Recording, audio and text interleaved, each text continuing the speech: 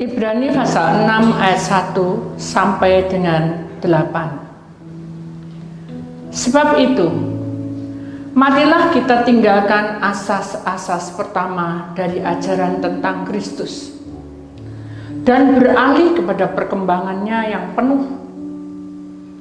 Janganlah kita meletakkan lagi dasar pertobatan dari perbuatan-perbuatan yang sia-sia dan dasar kepercayaan kepada Allah, yaitu ajaran tentang berbagai pembaptisan, penumpangan tangan, kebangkitan orang-orang mati, dan hukuman kekal.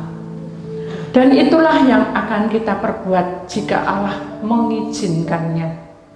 Sebab mereka yang pernah diterangi hatinya, yang pernah mengecap karunia surgawi, dan yang pernah mendapat bagian dalam Roh Kudus, dan yang mengecap firman yang baik dari Allah, dan karunia-karunia dunia yang akan datang. Namun yang murtad lagi tidak mungkin dibaharui sekali lagi sedemikian, hingga mereka bertobat, sebab mereka menyalibkan lagi anak Allah bagi diri mereka dan menghinanya di muka umum. Sebab tanah yang menghisap air hujan yang sering turun ke atasnya dan yang menghasilkan tumbuh-tumbuhan yang berguna bagi mereka yang mengerjakannya menerima berkat dari Allah. Tetapi jika tanah itu menghasilkan semak duri dan rumput duri, tidakkah ia berguna dan sudah dekat pada kutuk yang berakhir dengan pembakaran? Bapa, kami sangat berterima kasih hari ini kami mau belajar, walaupun proses hidup ini banyak sekali tantangan-tantangan yang membuat kami bisa tidak mampu untuk melangkah, yang membuat kami syok Tuhan, gimana, kenapa kejadian bisa terjadi. Maka itu sekiranya roh kebenaran yang akan mengungkapkan, roh kebenaran yang akan menunjukkan, roh kebenaran yang akan menyingkapkan semuanya. Di dalam nama Tuhan Yesus, Putra Allah yang tunggal, yang percaya, mari kita sama-sama berkata, amin. Beri kemuliaan Tuhan. Puji nama Tuhan, silakan duduk kembali. Shalom. Shalom. Shalom. Puji Tuhan. Saudara, tinggal satu kali lagi saya ada ibadah. Kenapa? Karena saya harus ada di suatu tempat untuk berobat.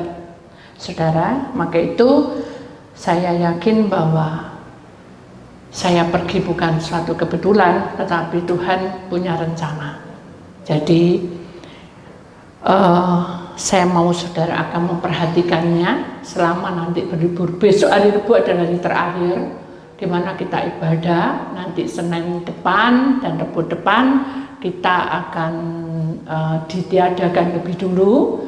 Kemudian Seninnya akan datang, saudara. Nanti akan kita lihat tanggalnya. Seninnya akan datang, yaitu kita akan berkumpul kembali. Jadi hari Rabu nanti saya akan beri pesan-pesan yang harus saudara lakukan, karena ini adalah hari di mana perjuangan anak-anak Tuhan, saudara, yang harus kita pahami. Karena posisi masa-masa ini adalah masa kekeringan, ya, rohani yang kering dan keekonomiannya goyah.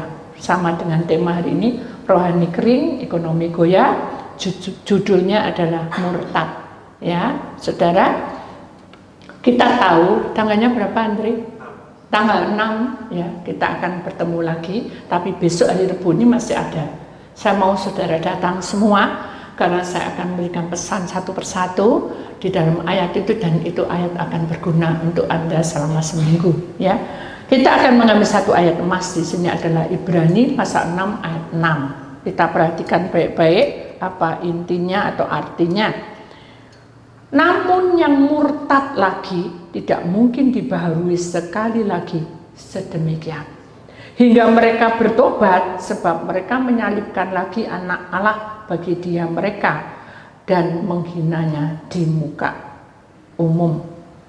Jadi saudara, ini menandakan tentang bagaimana keadaan krisis rohani di mana asas-asas kebenaran firman itu tidak dilakukan oleh bangsa Israel, ya.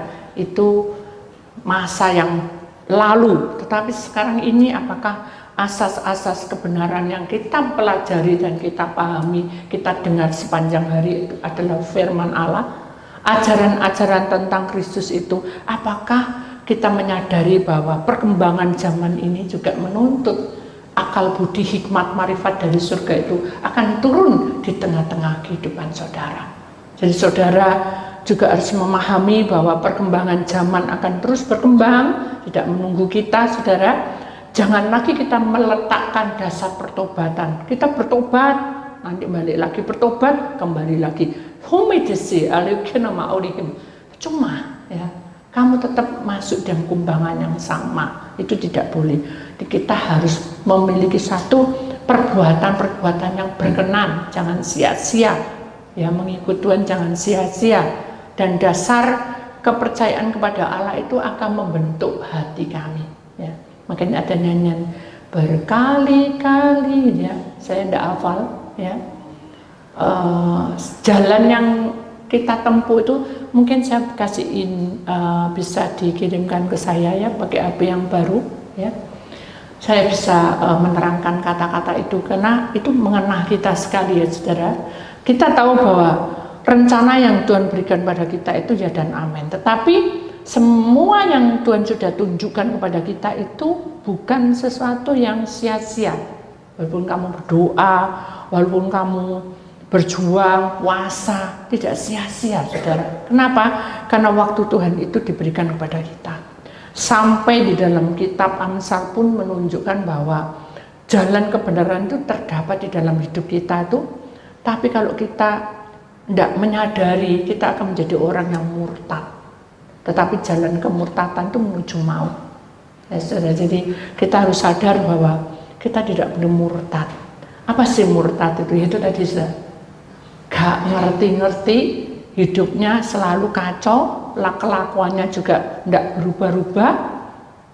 Kenapa? Karena sampai dikatakan dalam kitab yang lain surah Amsal juga, orang yang murtad itu hatinya itu selalu kenyang, ya, kenyang dengan jalannya sendiri, karep-karep dewe, diatur-atur dewe. Dan orang yang baik itu dengan apa yang ada saat ini. Kamu punya uang, tidak punya uang, kamu punya masalah, tidak punya masalah, apa yang ada yang kamu miliki itu, itulah yang dipersembahkan pada Tuhan.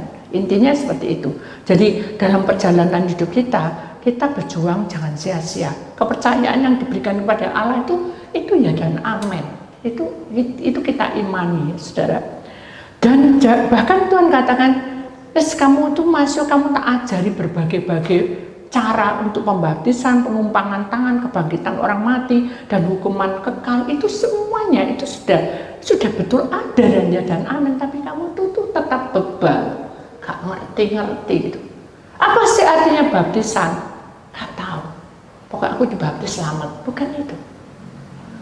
Jadi kalau kita sebagai anak Tuhan, kita tidak boleh murtad. Kalau kita sudah menerima baptisan, saudara, kita harus menyadari bahwa kita ini bukan lagi orang-orang yang sekedar kita bersyukur, muji, nyanyi, menangis, cuma itu tak enggak.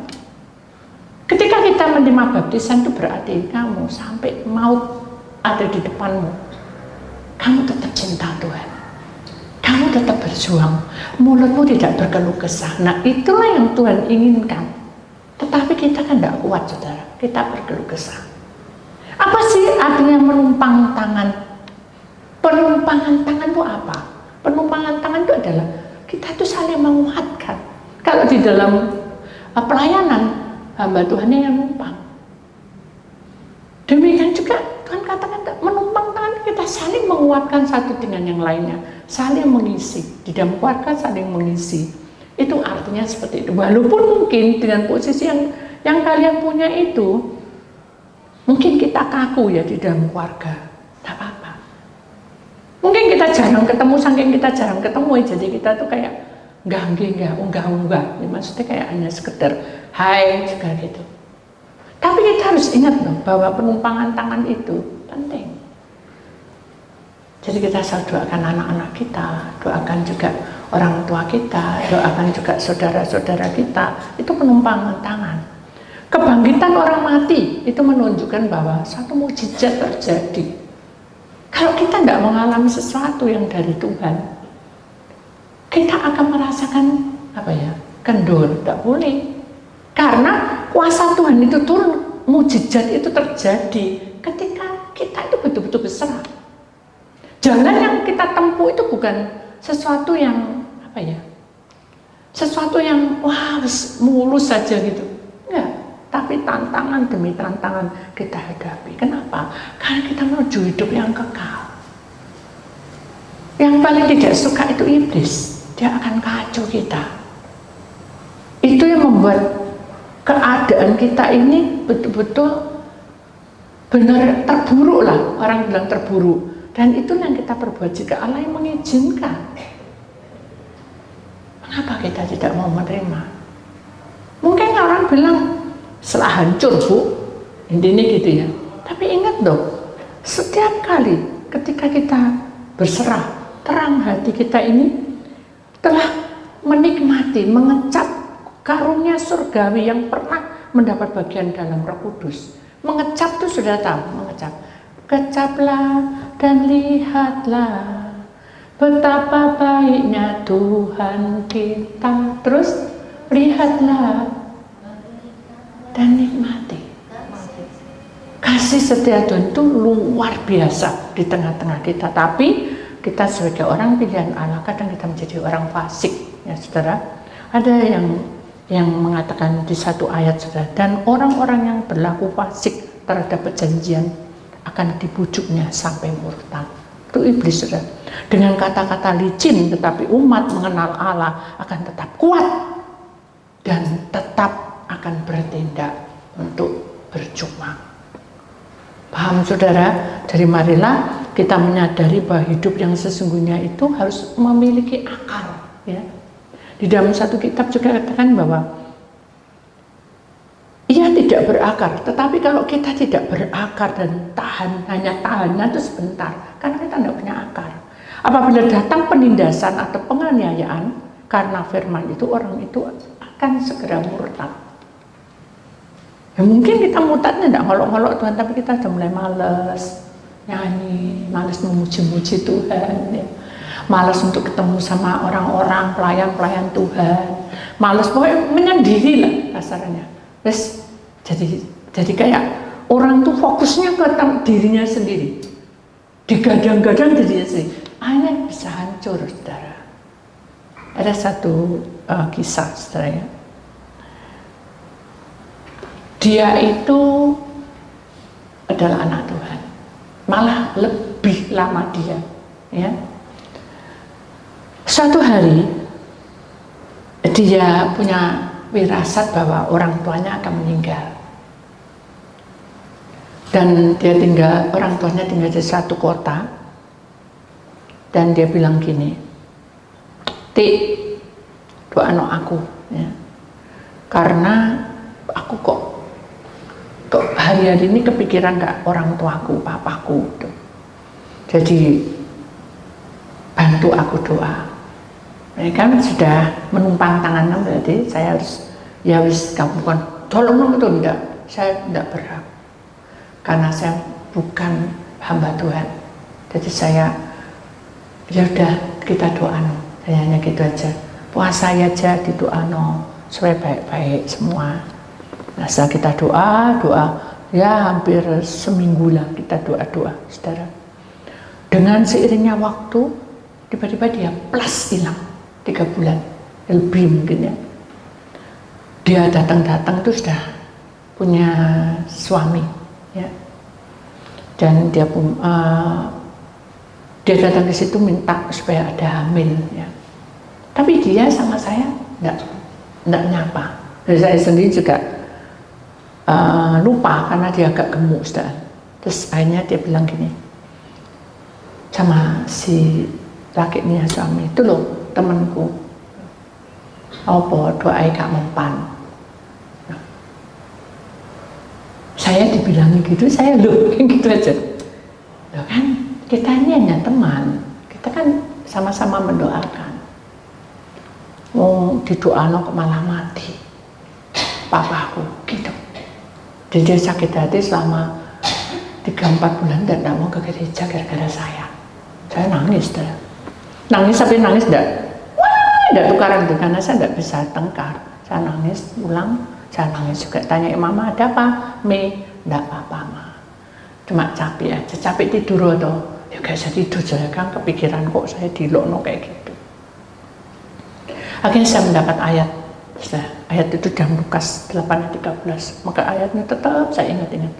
Yang jatuh di tanah yang berbatu-batu itulah orang yang setelah mendengar firman itu menerima dengan gembira, tetapi mereka itu tidak berakar, mereka percaya sebentar saja dan dalam masa pencobaan mereka murtad. Nah, dari situlah saya mulai mikir, apakah benih yang diterima itu, yang tinggal di batu-batu itu saya atau dia? Saya bilang gitu. Saya hanya menimbang-nimbang itu. Akhirnya saudara, saya sadar bahwa orang mengiring Tuhan itu ada suka dan duka. Tapi saya tahu bahwa fitnah itu lebih kejam, saudara. Orang bilang lebih kejam ya. Tapi saya tahu bahwa Tuhan punya rencana di balik semua itu. Setelah itu saya tahu bahwa saya harus tenang gitu. Akhirnya ketemu, bolak-balik ketemu. Jadi hari itu saya di gereja pagi, saya menghindar. Pagi dia datang, ketemu paprasan gini. Waduh, piye nih Tuhan, paprasan loh ketemu. Duh, piye nih Tuhan, gimana nih Tuhan, gitu. Tapi dalam hati ini damai aja, maaf no dia, itu saya. Ya wes tak dingkluk, enggak. Ini dalam hati, biasa aja, ya. Ya apa Tuhan, tak miring sana, jangan. Kamu jalan kok miring. Ya sudah tak ndangak. Memangnya ada cecak mau jatuh. Jadi saya itu kayak dijauh-jauh gitu. Padahal saya tidak jawab loh, saya tidak pikiran ke situ. Sudah biasa. Tak, pas tak gini orangnya mata memandang. Waduh. Ingat nyanyian senyum dan berwajah gembira. Dia senyum langsung deh. Tahu saudara jawabnya apa? Tahu saudara gak disopok, gak dijawab, juga dianggap. Jadi dia pura-pura jalan, ninggalin saya. Ya, kecewa, tiwas mengengeh, betul nggak? Angkat tangan, pujilah dia. Tuhan bilang, pujiin aku. Tapi kan itu kan lagu pujian, pujiin aku. Ya saya nyanyi itu senyum dan berwajah gembira. Angkat. Saya itu merasa bahwa gang itu pendek. Kok ini sampai habis baru masuk saudara ke gereja. Jadi saya itu nyanyi senyum dan berwajah gembira. Angkat tangan pujilah dia. Saya senyum-senyum. Berjabat. Ayo jabatan. Saya bingung. Gak ada orang untuk jabatan. Ternyata malaikat. Berjabat tangan semua. Ya, saya langsung bukan mungkin saya tidak bisa ngulur gini, saya aneh nanti orang iki apa ngene kayak wong ngene gitu toh. Jadi saya ini apa Tuhan? Jadi bingung gini. Tak apa, itu rohmu yang berjabat tangan. Sungguhan saya merasa berjabat tangan. Begitu di jabat tangan sudah bisa saya minta contoh. Mimin maju dulu. Kalau kita memuji-muji Tuhan itu besar kuasanya. Makanya kalau kamu muji-muji jangan asal-asalan. Paham? Ini ya, ini anggap aja ini saya ya, ini saya malaikatnya berjabat, ini rohnya bukan tubuhnya, berjabat tangan semua, senyum gembira. Senang nggak gitu Nasa? Senang. Wah, senang kan? Saya senyum gitu nggak jadi sedih. Nggak hilang semua, seplasinan. Udah gitu terus, udah masuk ya hambaku, tenang. Gitu saja. Makasih ya. Jadi kalau kita itu menyembah dan memuji-muji Tuhan dengan sungguh-sungguh, hadirat Tuhan turun. Mungkin tidak sama seperti saya, tapi luapan hati ini meluap-luap, saudara. Yang tadinya gak bisa nyanyi, ya, apa yang nyanyi? Yang bisa nyanyi. Ku jatuh cinta padanya. Begitu hadirat Tuhan turun, langsung dia nari, saudara. Itu namanya urapan Tuhan bekerja di atas hidupnya. Gak malu dia. Itu namanya urapan Tuhan bekerja. Beda kalau orang sumpah gitu, nyanyi mbok nyanyi, hati yang gembira adalah obat. Ini mungkin nyari nyamuk, enggak lalat, dan Tuhan bisa berkati. Tapi kalau hati yang gembira, lihat kiri kanan, adalah obat. Beda sih. Seperti obat hati yang senang. Beda loh sih. Tapi semangat yang padam keringkan tulang. Lek perlu dibisiki toh, karena dia sering kali nangis, sering kali mau putus asa. Jangan putus asa, ini loh lagunya, semangat, semangat, gitu. Amin. Itulah yang Tuhan mau, supaya hidupmu diperbarui. Orang yang diperbarui itu lewat itu, saudara. Bukan lewat tumpang tangan, sembuh. Itu mujizat. Saudara harus bisa membedakan. Jadi kalau hadirat Tuhan turun itu pada saat kita berbaru, itu saat kamu memuji-muji Tuhan. Saat KKR, iya, tapi masuk KKR-an terus. Mau KKR terus, saudara. Banyak orang pakai nomor-nomor. Kan enggak, saat seperti ini pun hadirat Tuhan juga turun. Amin. Jadi mari, mulai hari ini kita juga belajar, saudara, untuk mengenal, supaya apa? Kita bisa mengecap karunia surgawi dan mendapat bagian dari Roh Kudus. Dan saya yakin kalau Tuhan sudah menggerakkan orang, pasti sudah berubah dan memuji-muji Tuhan dengan sukacita. Mengapa? Karena dia sudah mengecap firman yang baik dan karunia-karunia dunia yang akan datang. Kita tidak tahu, saudara, ke depan kita bagaimana. Benar enggak? Benar enggak? Siapa yang tahu masa depan kita? Tidak ada. Tapi ingatlah bahwa Tuhan itu selalu ada di tengah-tengah kita saat kita benar-benar menjadi orang yang betul-betul mencintai dengan sungguh-sungguh. Jangan kita ikut roh-roh penyesat.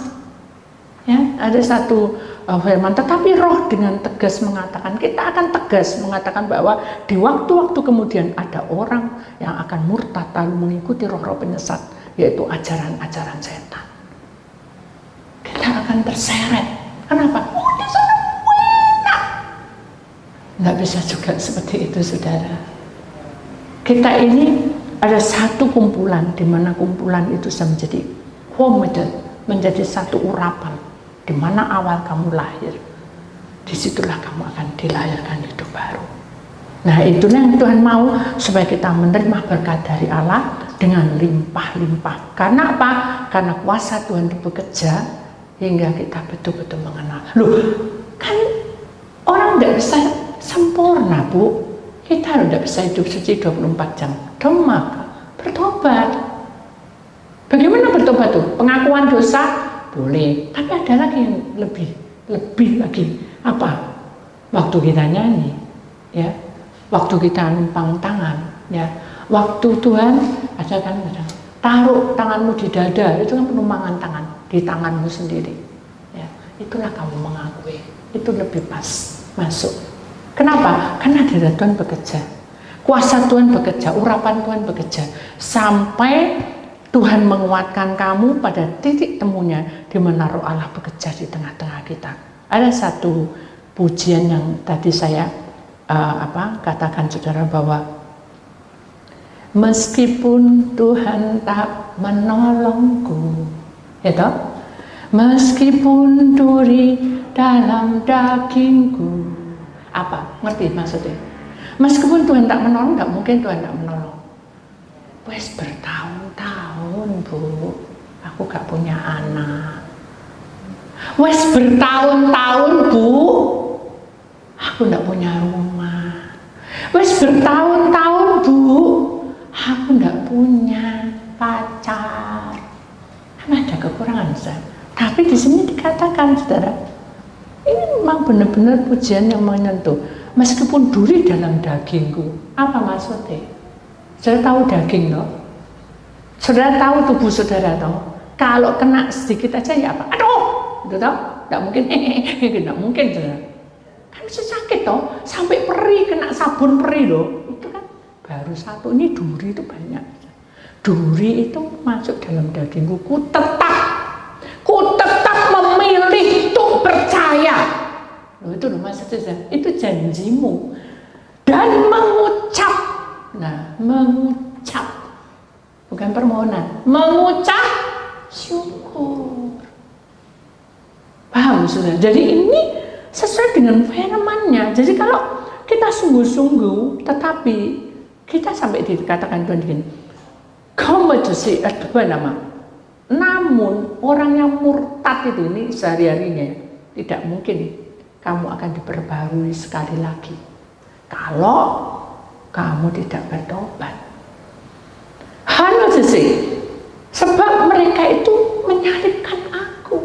Jadi kalau saudara berontak, saudara dari sifat saudara cinta Tuhan berubah, saudara sama-sama menyalibkan Tuhan, anak Allah.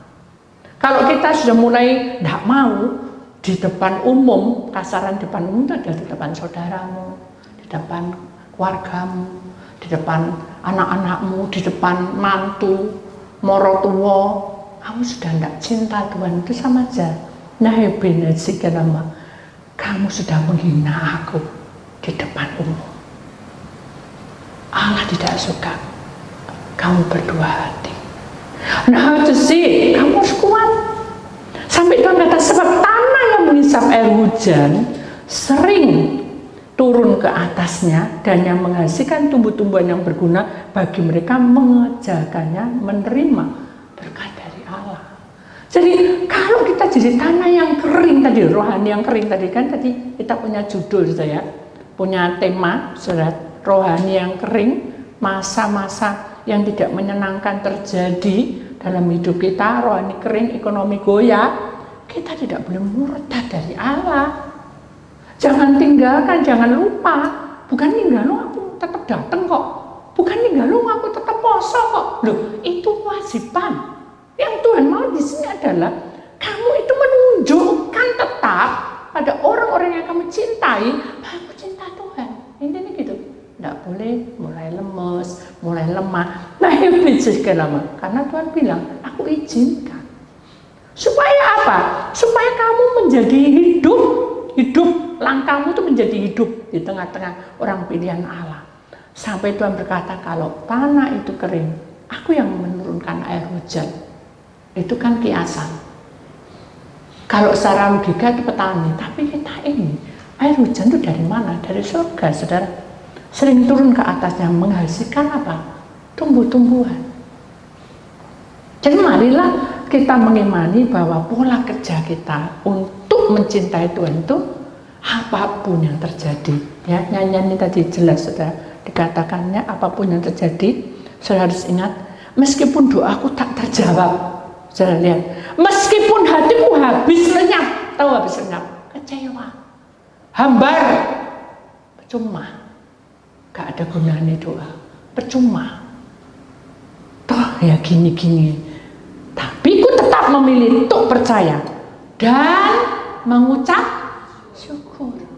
Itu yang peran utama. Kenapa? Nah, ini dijawab, berkali-kali kau menolong. Ya toh, dari kecil, dari kamu kenal Tuhan, berapa kali Tuhan tolong? Masa itu mbok hapus gitu ya, gara-gara ada satu peristiwa, gara-gara ada tantangan yang tidak bisa kamu selesaikan. Loh, ya salah tuh saudara. Berkali-kali kau kuatkan. Apalagi? Dalam rasa sakit Engkau ada, Yesus setia. Betul nggak? Betul nggak? Berapa Berapa kali kita dihina, berapa kali dia dari dulu sampai sekarang banyak sekali pertolongan Tuhan. Sampai kita melihat anak kita besar, sampai menikah. Itu karunia Tuhan. Sekarang saya 4 hari ninggal keluarga saudara. Bika yang tadinya cuma duduk merambat mau ke sana tuh beragam dulu cepet langkahnya. Sekarang saudara tadi ditunjuk sini Bika, tidak mau, terus diem manggil saya. Wis rambut tiga dikek pita melorot terus, lucu kan, gundul.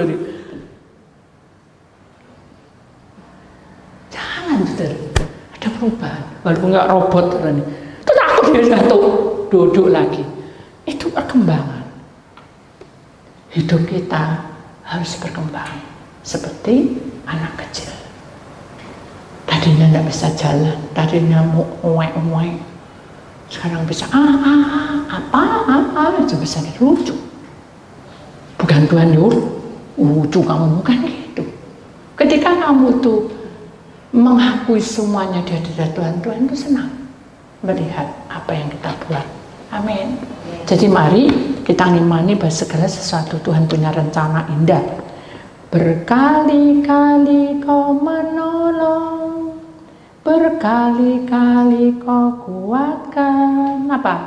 Dalam lembah gelap Engkau ada, Yesus setia.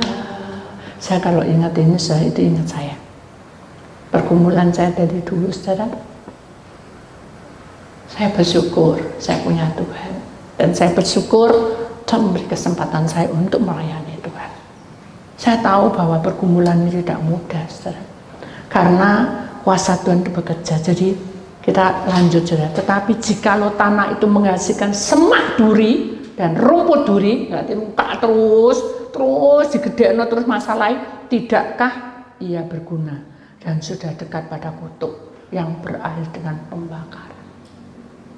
Kenapa sing kutuk siapa? Bukan Tuhan, iblis.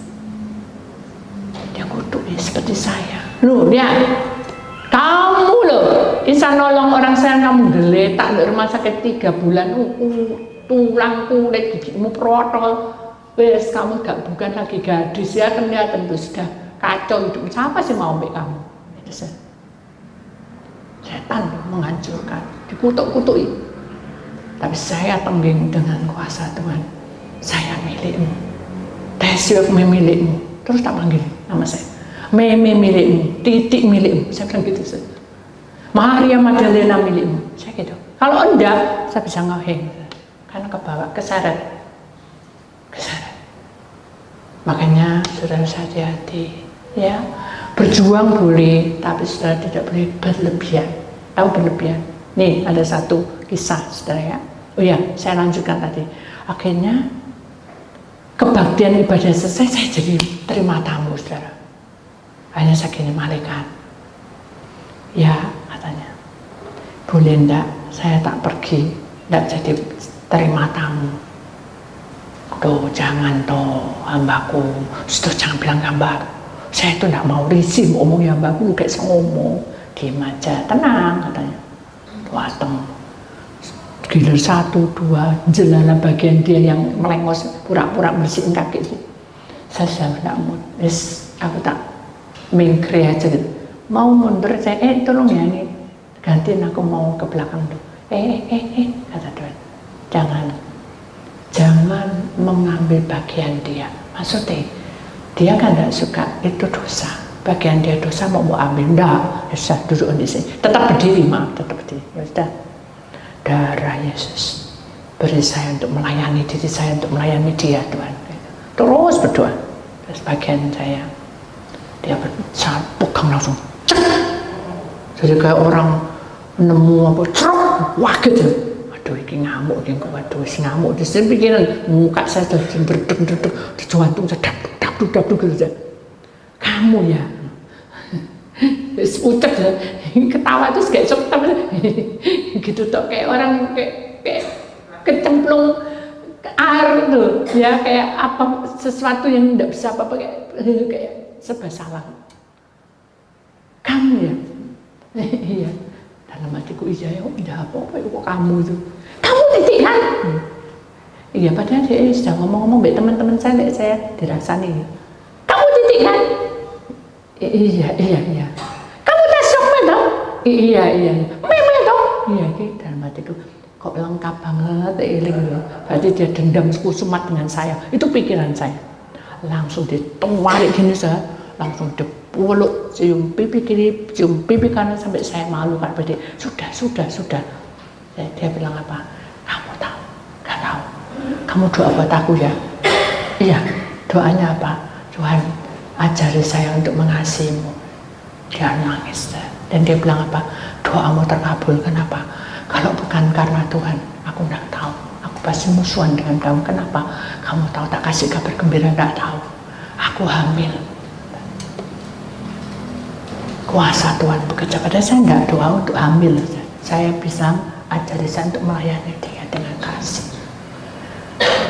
Karena dia mengampuni, doa saya masuk, berkat turun, yaitu anak. Jadi kan berkat macam-macam sudah, ya toh, anak bisa, uang bisa, kesehatan bisa, betul enggak? Jadi semua itu dirangkum menjadi satu, jangan berkat uang, nanti bahaya. Amin. Jadi itulah yang membuat saya sukacita. Lalu yang dikatakan di sini, ya jika tanah itu menghasilkan semak duri, itu dan di semak duri dan rumput duri, tidakkah dia berguna? Sudah dekat pada kutuk, berakhir dengan pembakaran. Satu hari ada seorang remaja yang suka main komputer, ya. Terus saya bilang gini, wah hebat ya kamu bisa mindah gambar itu, bisa bentuk apa gitu. Saya bilang gini, gimana kalau pujian itu mau kasih gambar gitu? Oh susah. Ya bisa sih, nanti tak usah. Saya datang ke dia, belum dikerjakan. Datang ke dia sampai 1 bulan tidak dikerjakan. Saya gini berdoa, Tuhan ampuni saya, karena saya ini belum doa. Sekarang tak doa supaya anak ini diberikan hikmat, marifat supaya dia bisa mengerjakan. Karena di gereja itu kan cuma ceblek, cuma tulisan-tulisan, jadi kasih gambar-gambar gitu. Tuhan bilang apa? Naupin, mengalir, ya sampai 2 bulan, akhirnya genap 3 bulan. Anak ini sudah, pokoknya sudah kemana-mana. Dia dengan komputer itu dia pintar sekali dan dia dipanggil orang ke sana sini. Hanya saya gini, sudahlah, tidak usah perlu pertolongan dengan orang, anak itu ngapain. Dan suatu malam dia datang ke tempat saya. Duh, kenapa kamu? Kayak banget bro, memantau berat apa bengkak? Gak tahu. Aku tadinya gatel. Setiap kali lihat komputer gatel. Setiap kali lihat komputer gatel. Terus saya dalam hati saya, Tuhan bukankah engkau marah padanya? Jangan Tuhan, ampuni dia. Saya sampai nangis. Jangan Tuhan, jangan hukum dia. Lalu malaikatnya bilang, saya hukum siapa? Dan Tuhan tidak pernah menghakimi orang ya. Nah itu siapa kok bisa kayak gini? Sudah, doa aja. Saya itu tidak tahu itu namanya kronologi. Jadi ditunjukin sama Tuhan, ditunjukin bahwa dia itu dari pagi sampai malam, sampai pagi sampai malam, sampai selama seminggu itu ngedem dengan tempat di komputer terus. Sehingga ini jaringan mata ini tidak tahan dengan sinarnya komputer dan dia pakai terang, ngebengep gitu. Dokter bilang ini nggak tahu obat apa, kasih kemana-mana, ke luar negeri juga nggak bisa. Akhirnya dia datang pada saya, tolong bantu saya doa. Loh kok kamu lari ke aku? Karena saya bilang gitu. Mungkin saya itu kualat, dia bilang gitu. Kualat apa? Ya karena aku janjian sama kamu. Enggak, aku juga enggak doa apa-apa. Aku hanya minta doa hikmat toh. Dan Tuhan juga enggak menghakimi kamu. Itu hakmu. Kalau kamu mau melayani, terserah. Enggak melayani, terserah. Saya bilang gitu. Sudah nangis. Ya sudah, aku janji. Lek, ini mataku sembuh. Ya, aku mau melayani, aku mau ngerjain. Enggak usah. Saya bilang gitu. Soalnya ada imbalannya. Dikasih kesembuhan, minta dek sembuh, aku tak mau ngerjain. Loh, buat apa sih? Jadi kalau kamu ditolong Tuhan, baru kamu cinta Tuhan, kan gitu? Enggak, saya bilang enggak mau. Loh kok gitu? Ya, karena Tuhan tidak suka. Tuhan mau kalau kamu tulus dan kerjakan, enggak ya udah usah. Dan kamu tidak usah minta kesembuhan dari Tuhan. Karena kamu banyak hal. Kenapa? Tanya dari dirimu sendiri. Karena aku lihat dari pagi, siang sampai seminggu, kamu lakukan apa? Dia kata, saya lagi repot gunain itu. Ya, makanya orang itu bukan robot. Seperti saya itu sudah kayak hikmat Tuhan itu bicara terus ya. Kayak Tuhan negor dia, kamu tuh bukan robot. Kalau kamu punya, apa artinya Allah menciptakan kamu dari pagi, siang, malam? Gunanya untuk itu. Jangan terus buat terus gitu. Akhirnya down. Sarafmu ini untung gak putus, cuma pembengkakan. Terus ya apa? Ya sudah, doai. Doamu aku biar sembuh. Aku tidak janji kamu sembuh.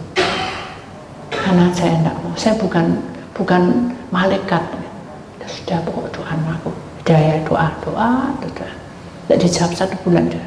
Tapi dia tetap dekat pada saya. Dekat dengan saya, tapi dia ngomong dengan orang lain. Bahwa doanya saya ini, kenapa ya? Kok ini titik ini kok doanya kok malah gak sembuh-sembuh. Jadi sampai tadinya cuma bengkak. Yang berangan gitu saya kayak disemut, digigit tawon. Bosan cemot. Akhirnya saya tanya sama Tuhan, saya nangis lagi. Tuhan, ini apa yang terjadi? Tuhan bilang, karena dia tidak percaya pada aku. Duri itu makin menusuk dalam hidupnya. Oh iya, dia jelek, tidak apa-apa. Itu bukan urusannya Tuhan. Maksud saya, jangan dihukum, jangan biarin aja. Saya ikhlas. Intinya gitu. Justru kamu ikhlas itulah hakmu, itu adalah hakmu. Hak dia itu yang kena. Durinya makin masuk. Ya sudah, itu saya datangi dia. Kamu percaya Tuhan ada? Ya aku percaya. Jadi itu dekat gereja, Citandui namanya, gereja saya kan agak ke sana. Padahal itu malam itu gelap, tapi saya nekat. Sudah, kamu berdoa, minta ampun sama Tuhan, bertobat supaya onak duri dalam hatimu itu tidak semakin mencengkeram kamu. Iya, kamu tahu soal aku ngerasain kamu? Enggak, aku enggak tahu. Tapi kamu kok bilang onak duri itu sesuai dengan firman Tuhan. Oke, katanya, dia doa. Selama dia mengampuni, pasti ada pertobatan. Benar saja. Selang seminggu kemudian dia datang. Ini merah, dia tetap sukacita. Matanya mendulu. Terus hanya kita berdoa sama-sama. Kita doa sama-sama ibadah. Tuhan bilang, ibadah loh. Datangi anak itu, bilangin pakai air panas, cuma ditempel gini aja, sembuh. Sudah pulang, saya lari ke dia. Tuhan bilang, kamu sebagai anduk kecil tipis tempel kita aja pakai air panas, doain airnya dengan kuasa darah Yesus sembuh. Ya. 3 hari kempes, saudara. Tuhan ajaib. Maka itu jangan ada menyimpan onak duri dan rumput yang berduri, itu berbahaya. Itulah firman Tuhan, saudara. Kita akui di dalam kuasa Tuhan ada kuasa yang besar, ya. Darah Yesus itu mengurapi hidup kita. Amin. Angkat tanganmu tinggi-tinggi, saudara, melebihi dari atas kepalamu. Tuhan, Engkau berkuasa atas langit dan bumi. Sebentar kami mengakui bahwa hidup kami ini seperti pujian ini. Kami percaya Engkau ada. Mari saudara, tetaplah kamu berdiri mengakui di hadapan Tuhan dengan pujian ini. Kita tahu bahwa kesadaran hidup kita ini bukan karena siapa-siapa, tapi karena anugerah Allah di tengah-tengah kita. Meskipun Tuhan tak menolongnya, meskipun duri dalam dagingku, ku tetap memilih untuk percaya dan mengucapkan syukur. Terima pujian ini, inilah pengakuan kami Tuhan. Terima kasih Yesus.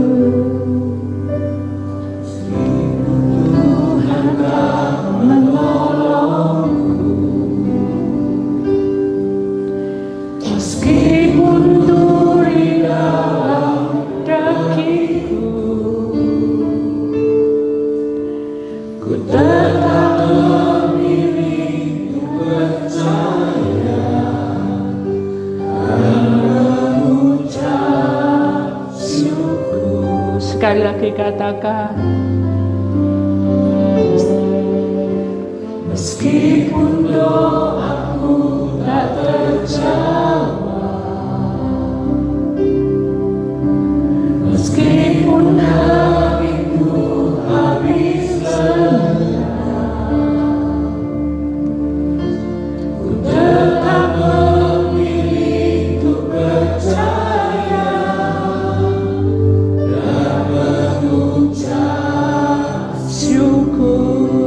kita imani berkali-kali. Berkali-kali Kau menolong, berkali-kali Kau kuatkan dalam rasa sakit. Engkau ada, Yesus setia. Terima kasih Yesus. Berkali-kali Kau menolong, berkali-kali Kau kuatkan